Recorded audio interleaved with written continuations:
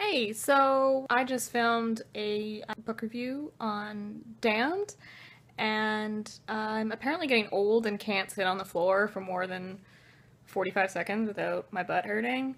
So I'm gonna try doing this, like just holding it and sitting on a couch because I'm a lazy bum, and we'll see how it goes. So I'm doing a book review on I'm Not Scared of You or Anything by Jean-Paul Fiorentino. This is a collection of short stories written by a Canadian author, so I have a moral obligation to like it. You know, just in the interest of being transparent. But I actually really liked this book. There was 11 short stories, 3 little mini comics, and an interview with his mom.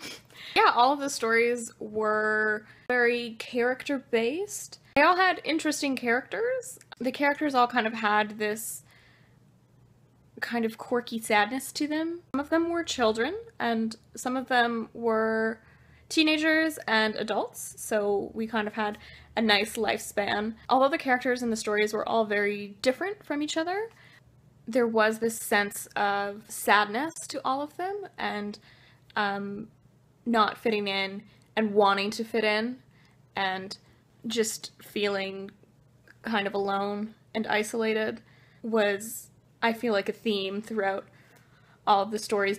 Also, I feel like another theme was kind of being unaware, either of the person being unaware of themselves or unaware of how they come across to other people or how they interact with other people. But yeah, a lot of interesting characters. We had professional pillow fighters, grad students, a unique style of karate fighters. Overall, I loved all of the stories. My least favorite was probably the title story, which is interesting, so I feel like I maybe just missed something in it, or it wasn't as relatable to me, I guess. The title story is called I'm Not Scared of You or Anything, and yeah, that one was okay, but Steve Harris makes an appearance in it, which is kind of exciting. But throughout the story, they just call him the guy from Iron Maiden the whole time. So it was kind of funny.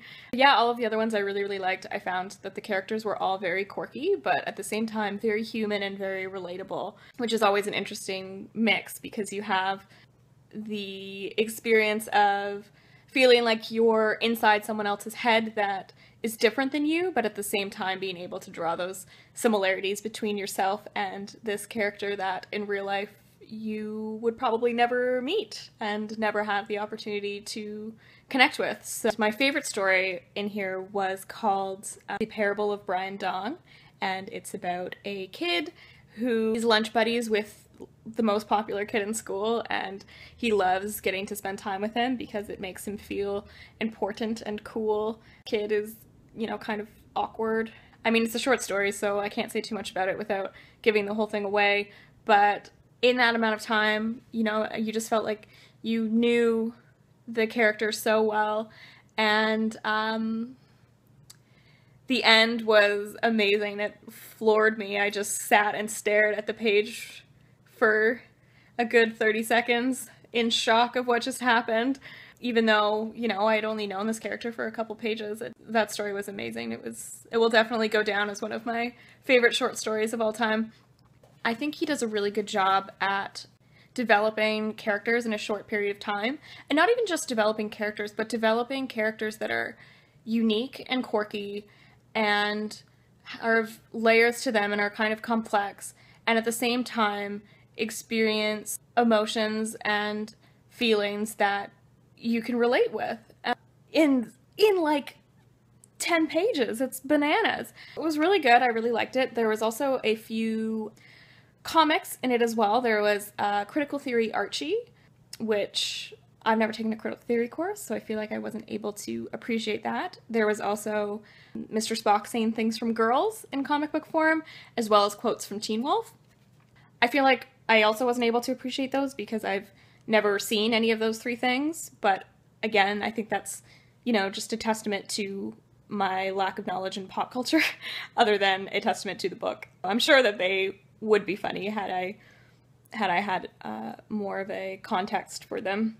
And yeah, and then at the end he does an interview with his mom. I feel like in the interview, in hearing him speak, I could see a lot of him in the characters, and so it kind of was just a nice wrap up to kind of get to know the person who created these things, and then kind of get the feeling that there's a little piece of him in all of these characters, and that they're maybe just exaggerated versions of himself. That gave it a nice air of authenticity, I think. Yeah, I really liked it. I gave it 4 out of 5 stars, and I will definitely be picking up more for him, and I highly recommend that you read it if you're looking for a good collection of short stories. So that's it, and I will see you later.